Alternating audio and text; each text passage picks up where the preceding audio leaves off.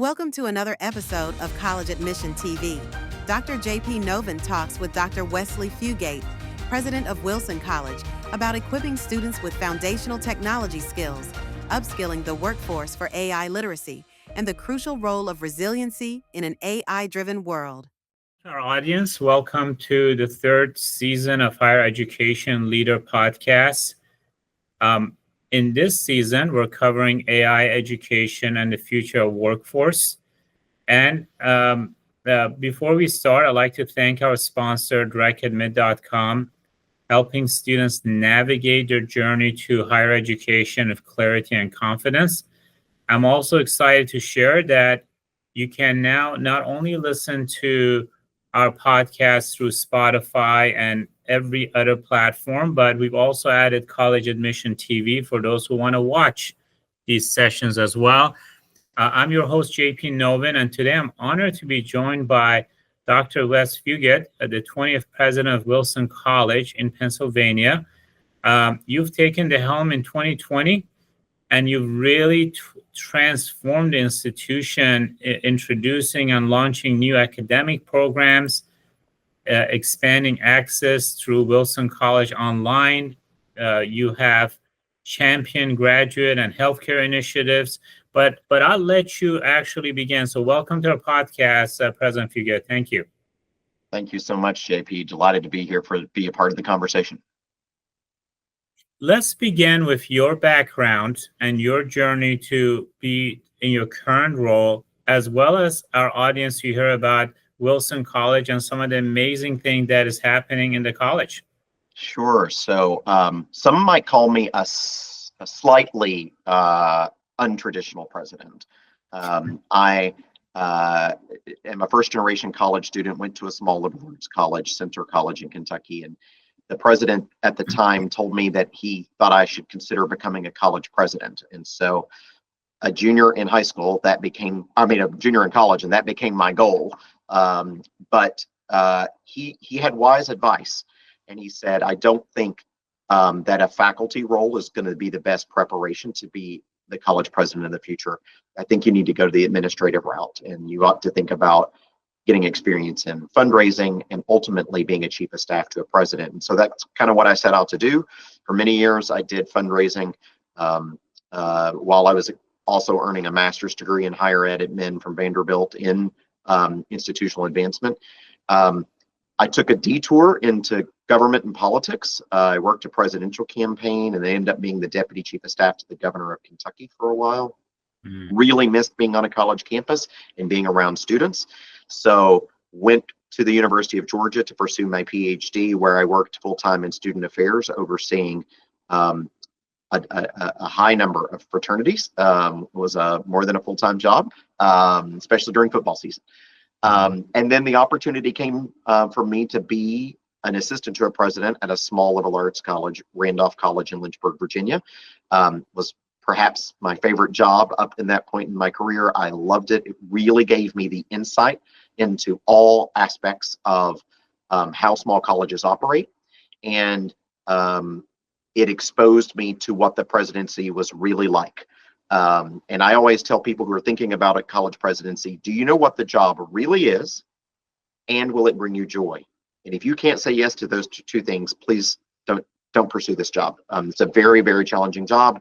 And I don't think enough people really understand what the role is. Yes, there are a lot of ceremonial moments where we get to don the regalia and smile and do fun things, but the jobs are really hard these days. And so getting the insight into what the presidency was really like was particularly valuable for me. The second president I worked for that institution gave me the opportunity to grow and named me chief of staff, asked me to become vice president and oversee marketing. I eventually worked in student affairs and also had enrollment management for a period of time. So I kind of covered it all before being asked to begin January 1 of 2020 here at Wilson College in Chambersburg, Pennsylvania. I had 77 days before I got to send everybody home for the pandemic. So it was a very interesting start to the presidency. Wilson is a fascinating institution, 156 years old, but we've only had men on campus for 11 years. And so my previous institution had just gone co-ed from women to co-ed, and now this institution. So I kind of have become a president or a vice president that follows a recent decision to go co-ed. But Wilson has seen dramatic change since the decision to go co-ed, and there were other things that were part of that particular strategic plan by my predecessor. So I arrived to the college thriving. We were the 25th fastest growing institution in the country prior to the pandemic, and then of course the pandemic hit. And we serve over 40% Pell eligible students. We have, over a third of our students are first gen. And so we lost a lot of students. And we're delighted that we have now well surpassed the number that we were in at the time the pandemic hit. We were over 2,000 in the spring. I'm still waiting for the official census numbers now, but it will be a record. And so we're delighted to see some growth, but that meant a lot of change at the institution. And so while we still honor and respect our education rooted in liberal arts and sciences for our undergraduate population, we've really done a lot of focus on adult students moving into online work in a much more intentional way. We're going to begin our first doctoral program in occupational therapy in January, which is hybrid accelerated. So really thinking about how do we make an education more accessible by modality, by financial means, by time to degree. So we're looking at all those sort of things and trying to serve as many populations as we can that fit our mission. And it's been a wonderful 5.5 years, but as I like to say, I had hair before I started this job, so it hasn't always been easy. It's interesting you bring up the role of the presidency the way you did, because I remember talking to now the transitioning president of Adelphi University, Dr. Christian Reardon, brilliant person, and she said it's like being a mayor and a CEO at the same time. It takes a lot of soft and hard skills managing the institution. That really stuck with me. Yeah, I think it's a really good description. My undergraduate degrees are in dramatic arts and economics, and I didn't know what I would do with that. But being a college president, I get to use them all. And I will concur with the statement you just said. I always tell people I'm the mayor of a small town because we have food service, police, fire. We've got all of these elements that we're dealing with because we are running a residential village. We've got a massive plant to worry about. So yeah, it does feel a lot like running a small town. And you have a 300-acre campus, is beautiful, wonderful historic architecture. You're one of the first carbon neutral colleges in the country. There's a lot of firsts when it comes to Wilson and its long history. You have unique programs, a great veterinary program, equestrian training. It's incredible how much work you all do. But this podcast is about AI, so I'm going to jump into it. Sure. How do you perceive the impact of AI on the future workforce over the next 5 years? Yeah, I think it's going to have a significant impact. I've been telling my team that we need to be thinking about how do we teach our students to responsibly, ethically, in an informed manner use artificial intelligence, because I don't want people to look back in time at my team sitting around a table, much like there were teams years and years ago sitting around the table saying, we're not going to do this email thing because that's not how business is done. Well, yeah. I think AI is going to be how business is done. In fact, it already is how business is being done for many, many people. And so we've got to make sure that our students have the ability to think critically and creatively, work and live honorably, and yet be able to use this tool that might make our lives more efficient. I think the challenge with that is we're going to see a lot of entry-level jobs disappear. I just saw a report that this is a really tough time for recent high school or college grads because the jobs that they may have once entered, a lot of places are trying to turn more to artificial intelligence to supplant those jobs. Well, that only works for so long until there's no one to manage the AI. And AI does have to be managed. It's not perfect or foolproof. I went through a wonderful training with um, a great AI expert out of India for a group of CEOs, and he explained, not knowing that I was in the audience, so I loved this. He said, the best thing that we can do is educate people in the liberal arts and sciences right now, because somebody has to have the critical and thinking skills and analytic skills to be able to look at what AI produces and say, that's close, but it's not perfect. I can make it perfect. And in fact, he encouraged executives to be the folks using AI, because he said our youngest employees don't have the real world experience to be able to look at the results and say something's not quite right there and I can fix it. And so I try to channel that when I'm working with our team as we think about how to incorporate AI here on campus. Interesting you bring that up, because I bring this up to my wife and daughter. They're both into healthcare, and they're in pharmaceutical, and that's what their education has been around. I go, aren't you worried about your job being replaced? Now, if you're clinical, that's one thing. If you're retail, I go, what's going to happen to all these retail pharmacists? And I think my wife gave the perfect answer as far as kind of educating me. Is like, at the end of the day, when a patient comes to me, AI cannot experience the pain or the urgency of the pain as a human can. So AI could give me a lot of information to fast pace and have access to information and give me a Tolstoy novel on all the aspects of the pain. But I am the one that says, hey, this person is in pain.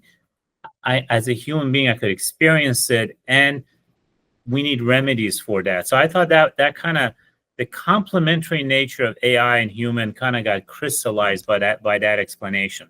That's a really good example, and I can give you another one that just happened to me last week.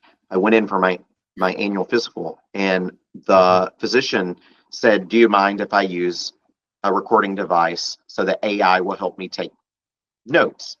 Oh. And I realized, and I said yes, and I realized the fact that I gave her the freedom and the time by allowing her to use AI, I had the longest conversation I've had with a physician in I don't know how long. Oh, interesting.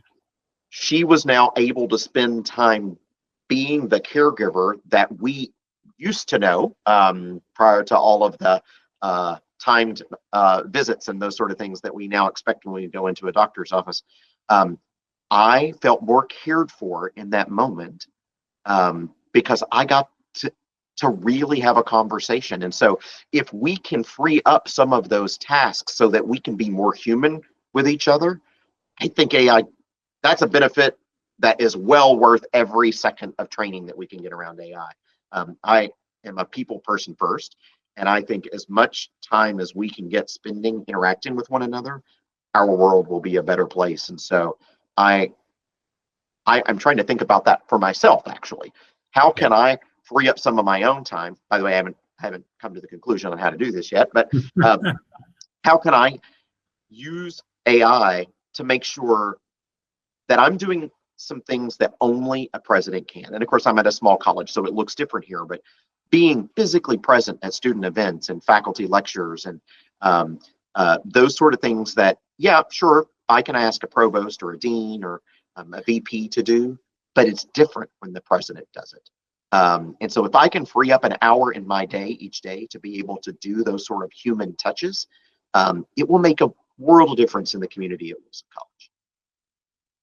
So what do you think we need to do to equip and educate students for careers that may not exist as a result of AI disruption?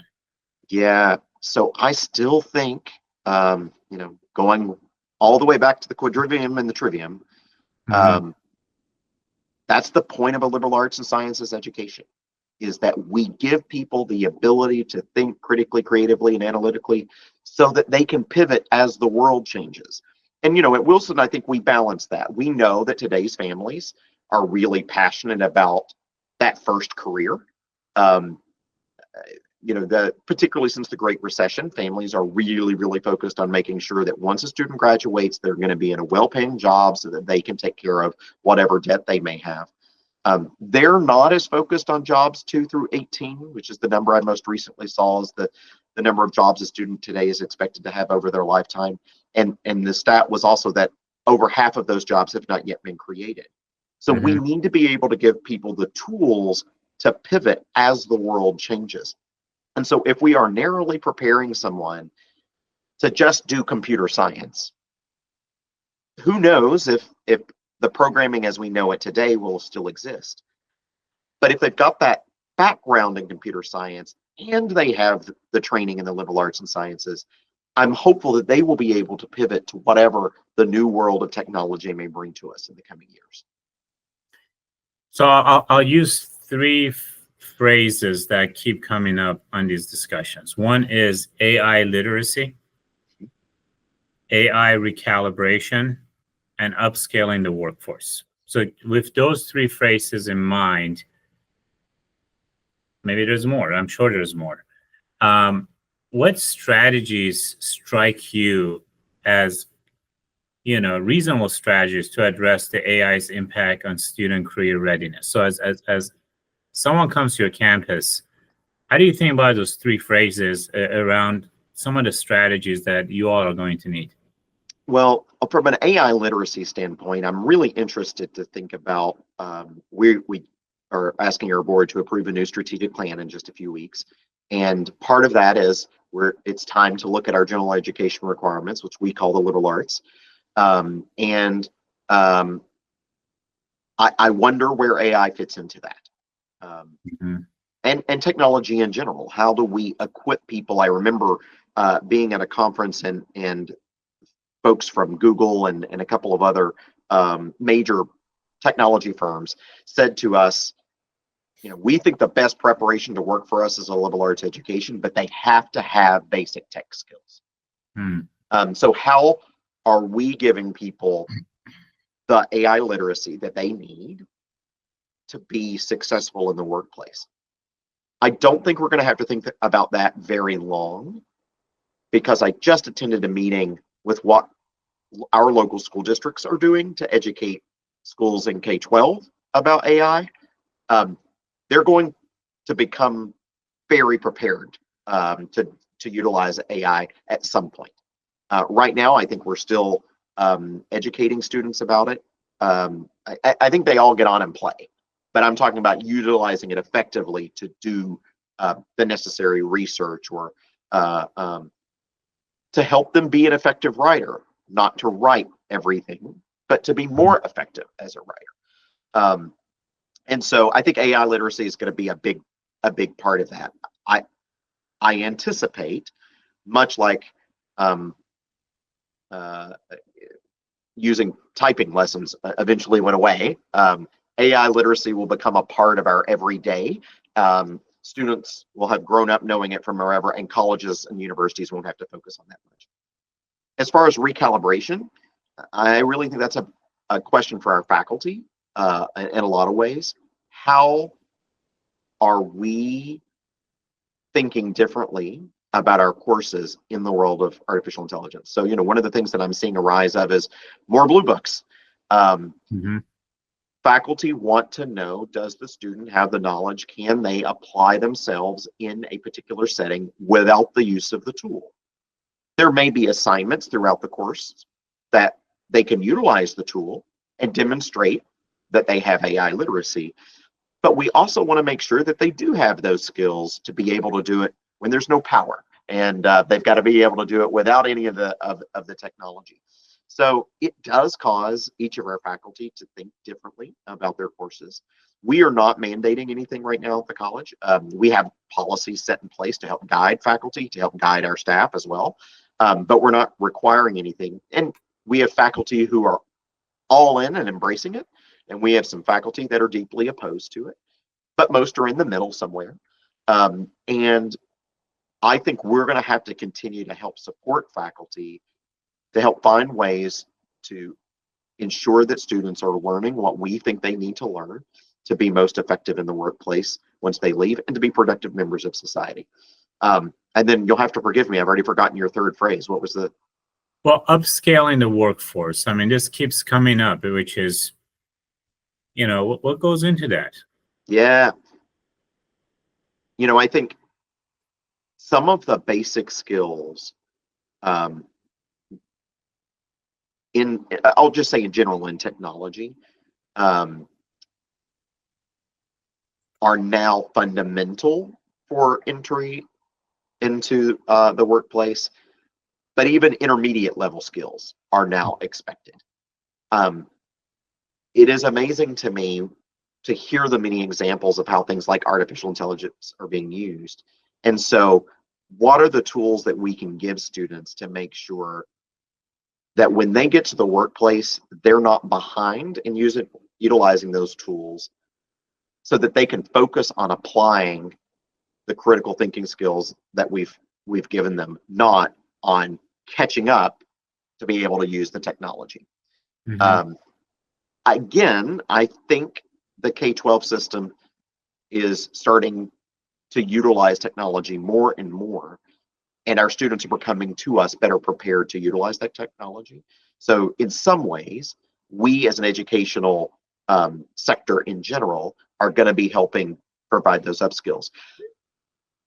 I think we're going to need employers, however, to be more direct with us, to say, this is what I'm finding in your students, and it isn't good enough. I need you to do the following things. Because we often we need them to have better tech skills.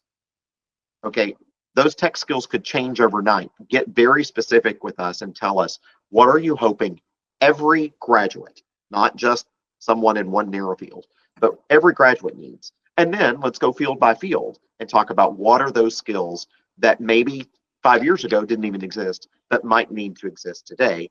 And the good news for those of us who are so passionate about liberal arts education, we still hear time and time again, it is critical thinking, creative thinking, analytical skills, and the power skills that come from being able to communicate effectively and efficiently, have empathy for others, be able to work in small groups of people who are not like themselves. And that's exactly the type of education that a lot of our institutions are providing.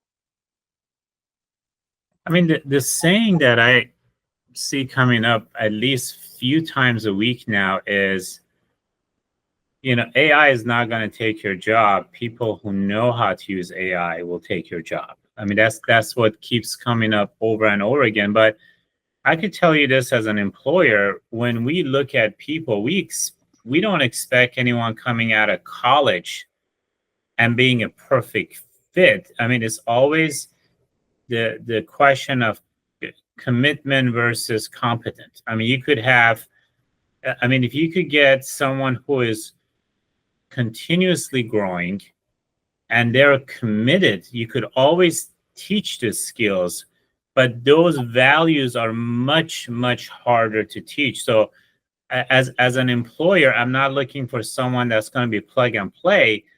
I'm looking for character and someone who's willing to grow in that role as well. So I don't think there's ever going to be a time where someone comes out of college, boom, they're ready to go. Yep. Yep. It goes to your point that the liberal arts, the thinking, the commitment, what makes a human, that is irreplaceable. Well, you're so right. Power skills, commitment being one of those. Resiliency. I think particularly since the pandemics, students are coming to us with less resiliency. Just before this, I was talking to our Dean of Student Success about a student that, I'm concerned about. It is something that I hope that we can help further to develop students on, so that when they get to the workplace, when things go off the rails, and they will go off the rails at some point, that they have the ability to pivot and to find a path and be successful. And I think most likely because of the pandemic, a lot of those resiliency skills evaporated while students weren't necessarily in schools or around as many people as they once were. And, we begged and begged and begged for parents to be more involved in our K-12 system, and that was a great thing. Now we almost have to beg and beg and beg for them to not try to do the students' work when they get to post-secondary ed. They've got to learn to be independent adults, and they have to learn that we can't do it all for them. And so those power skills are really important. You know, one of the things that drew me to coming to Wilson College is there's an honor principle. And for me, it's not just about don't lie, cheat, or steal. It's about living an honorable life. And there's a lot of discussions to be had right now about technology and an honorable life. Not to mention everything going on with politics and business and the world. And so I believe we are doing a great job of trying to instill the college's values in our students and giving them those power skills to go out and really make a difference, not just in the workplace, but in their communities. What industries do you believe are going to be most affected, most immediately redefined, repurposed as a result of AI? I kind of want to say all of them. You know, I'll give you an example. So my side gig, if you will, is I like to produce theater. I have a show that's going to be closing in just a few days in London's West End. Oh, nice. And you know, acting itself on a stage probably not going to be replaced by AI. But how we choose to sell tickets can be greatly impacted by artificial intelligence. I mean, every single field is going to be impacted in some way. You know, obviously we hear a lot about entry-level programmers disappearing. I'm not sure that we're exactly there yet.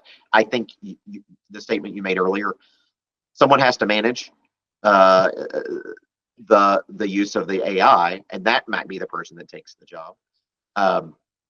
But I can see it having relevance in so many places. Again, I'm still trying to figure out this for myself as a college president, but you know, I sit on a lot of boards, and I do a lot of work with those boards that I've been able to utilize AI for to speed up my processes.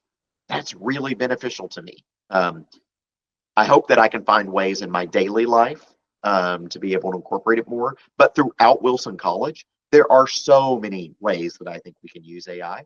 And yet, that's probably allowing us to have more time to be that individualized educational experience that we are so passionate about, to have humans interacting with other humans.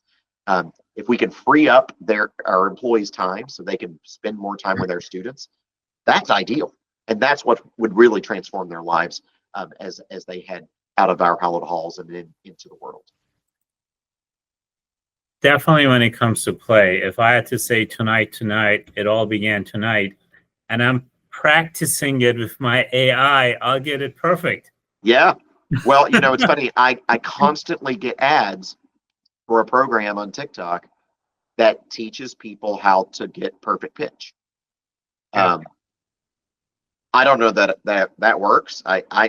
But if it does, wow, that's really impressive, right? And so, yeah, I think there is an opportunity for AI to really touch just about everything that we do.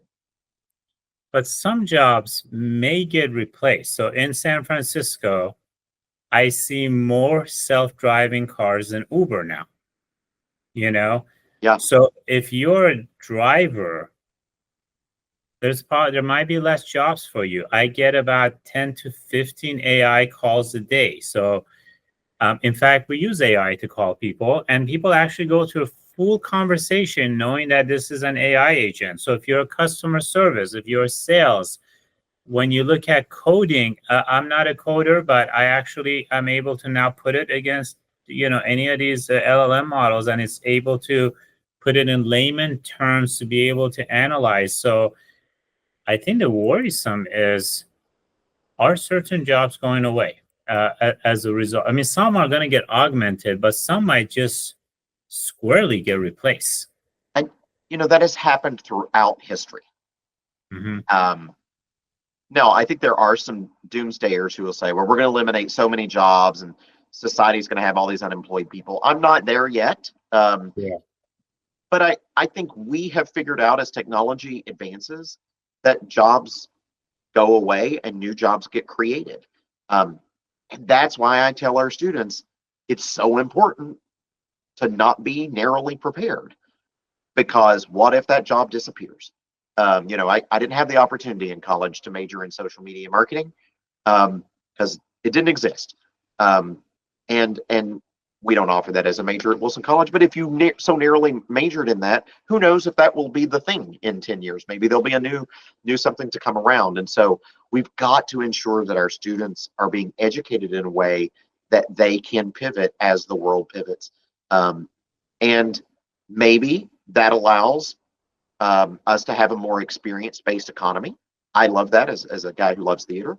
Yeah. That would be amazing, that people are spending more time being in the presence of one another and having experiences than they are sitting behind screens all day.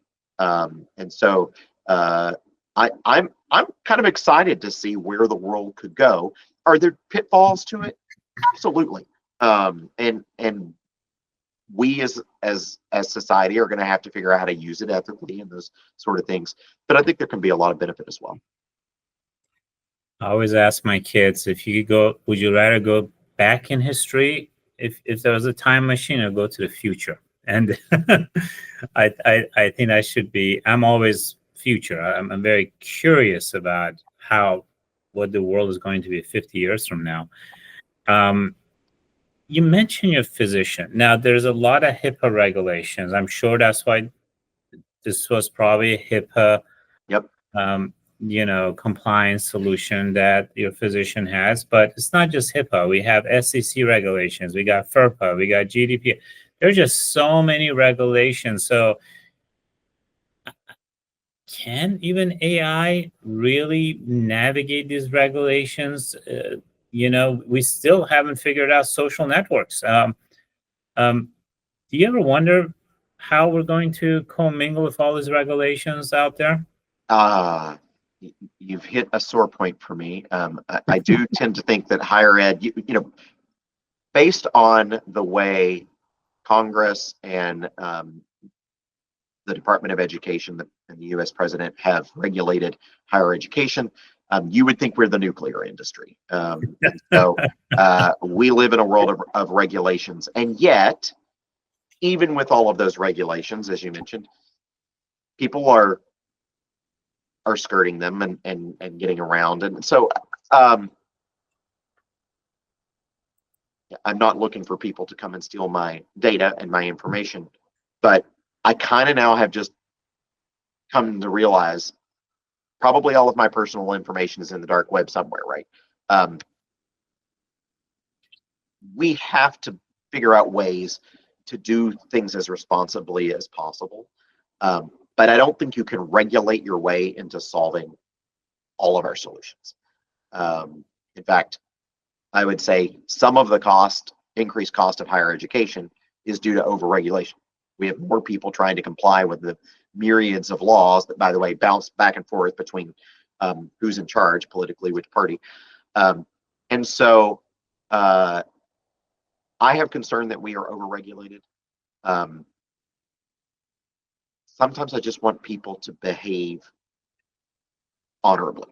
I know that not everybody's going to do that, and so we have to have some regulations in place to manage that. But I think there has to be a compromise. We can't live in such a regulated state that we can't do the things that we need to do. And in my line of business, that's transforming the lives of students. And there are times where I feel like the regulations are just too much. Well, hopefully AI will allow us to declutter some of these regulations, because I think there's a lot of contradictions. And I was talking to a president who's focused on criminal, she's a legal scholar, fascinating discussion on AI policing and how we use forensic for that. So with technology blossoming as a result of AI, I'm hoping that AI is also allow us to become more efficient and declutter some of these regulations. So allows us to open some of the knots that you mentioned. Are you thinking that some programs might be added, modified, repurposed as a result of AI, even in a liberal arts school? I tend to think, at least at a place like Wilson, where we're pretty tuition dependent, our programs will change as the market changes, right? So as students and their families tell us we're interested in different programs, we're probably going to explore that. We will do it with an education rooted in the liberal arts and sciences. But I have no doubt that as the world changes, the curriculum will change. You know, even within particular, let's just take theater as an example, you know, automated lights weren't something that we taught students to work with many years ago. Now we're using automated lights. You know, I'm the board chair for a local theater company. We're installing a video wall. You know, we used to paint backdrops, but now all of the scenic elements are being created using technology. And so, yes, the curriculum will change over time. I think there's no doubt about that. We just have to ensure that we're still delivering that curriculum that gives the power skills to students that they can pivot as the world changes.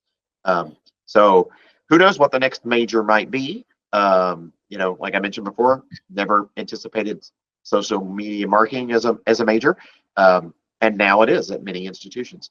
And I think the world will just continue to evolve. We now have an esports major. Did I ever think that someone would be able to have a full career managing esports? No, but so many people have successful careers doing that now. Multi-billion-dollar industry.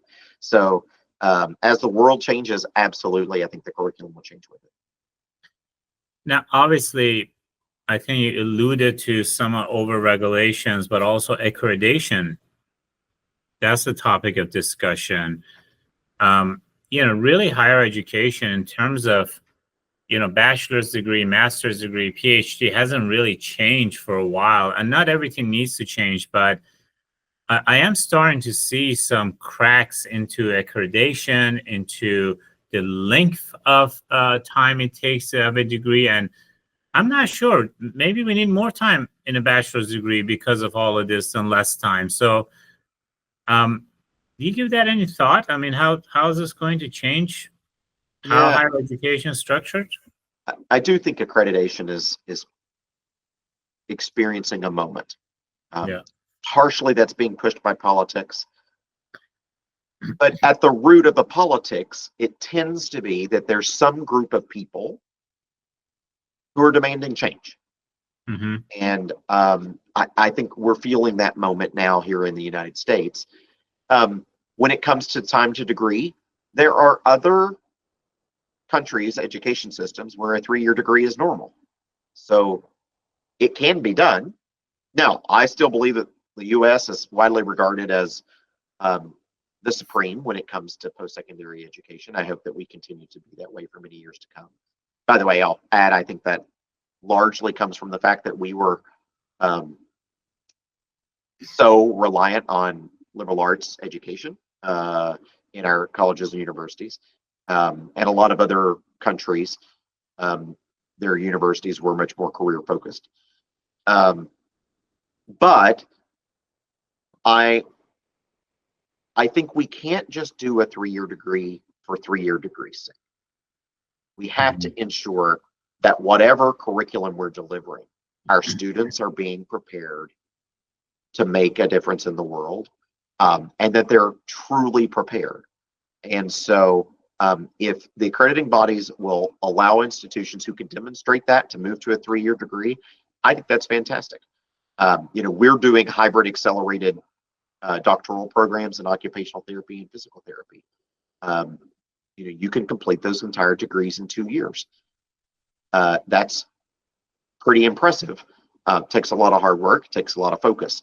But we want to get more of these practitioners into the field when they're so in demand.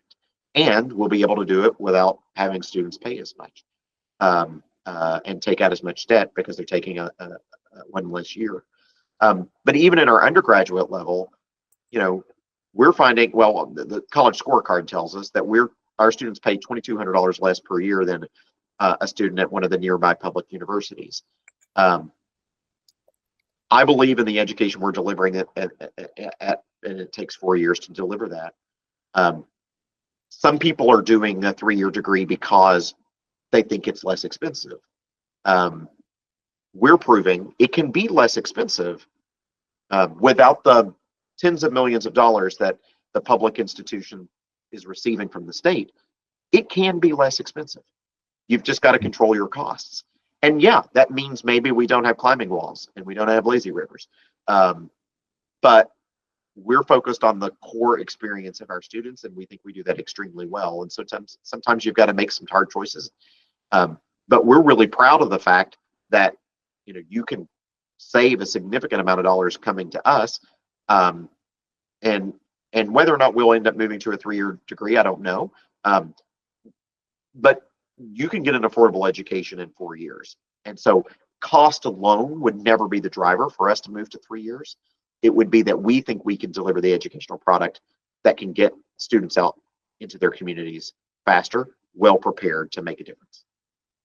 Hey, I mean, what is the underpinning strategy for education? I think once we define that, then the length shouldn't really matter. It's what are we trying to achieve as a nation as we think ahead. You mentioned something very interesting, your discussion with your physician. Now let's peel that off and think about K-12 education and the introduction of AI. As you know, teachers are bombarded by correcting papers and administrative work, and it's patchwork of more work, more training, and all of these other stuff. Could this possibly translate through K-12 where teachers will have more time connecting to their students rather than doing all the minutia work of administration that they're involved in right now? Well, I think we have to ask of them exactly what I think we're asking of our students, which is let's use AI to enhance our work, but not complete our work. And so you can't trust that that it's going to perfectly score an exam. You have to trust but verify. And so I do think there are opportunities for faculty K-12 and perhaps in post-secondary to be able to use AI for adjudicating their students. But they can't just turn it on. They've got to verify, just as we're asking our students to do. And so I think it's a tool. Just like we are giving, I was amazed recently at a program we had on campus here to hear from the various K through 12 systems in our county, talking about how they're utilizing AI in the classroom. And I'm so impressed about the ways that they are allowing the youngest pupils to utilize AI to free up the faculty members' time to watch the student in action, to help support them. They're utilizing AI to meet the needs of the student where they are. So if a student's underperforming, it can help bring them up. But if they're over excelling in the class, then the curriculum ramps up with them. I think that's fantastic. So there are really a lot of positive benefits. But again, you've got to have somebody there ensuring that the AI itself is being managed and that we're verifying. But I think it can be transformative. My last question is, given the pace of AI, what do you think Wilson College will be 5 years from now? That's a great question. If you would have asked me 3 years ago if Wilson College would be where we are today, I'm not sure I would say,